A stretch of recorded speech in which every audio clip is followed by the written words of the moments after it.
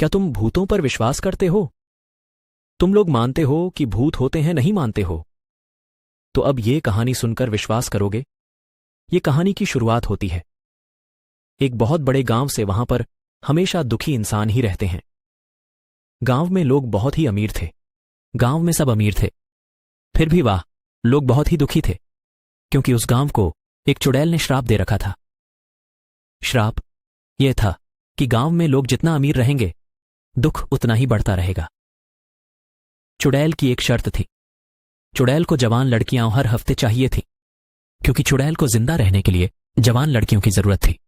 चुड़ैल बहुत ही शातिर और चालाक थी, इसीलिए गांव वाले चुड़ैल से डरते थे।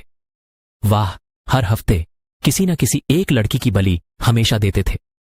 परंतु यह मसला हल करने के लिए किसी न किसी को तो आना ही था।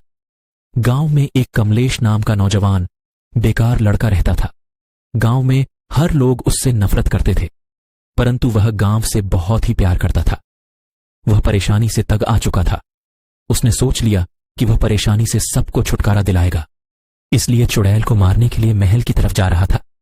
जैसे जैसे महल की तरफ जा रहा था, वैसे वैसे उसकी धड़कनें तेज हो रही थीं। फिर भी डर पे काबू पाकर वह महल के सामने आ गया। वह हिम्मत करके महल के अंदर चला गया। अचानक दरवाजा जोर से बंद हुआ। वह बहुत ही डर गया, फिर भी भगवान का नाम लेकर वह चुड़ैल के सामने चला गया। कमलेश के हाथ में तलवार थी।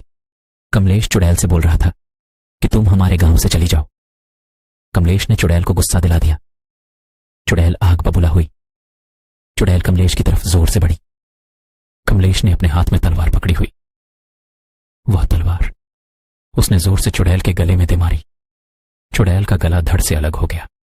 कमलेश डर डर के चुड़ैल का गला हाथ में पकड़ के गांव की तरफ बढ़ रहा था। गांव में पहुंचे के बाद गांव वाले उसको देखकर अचानक चौंक गए।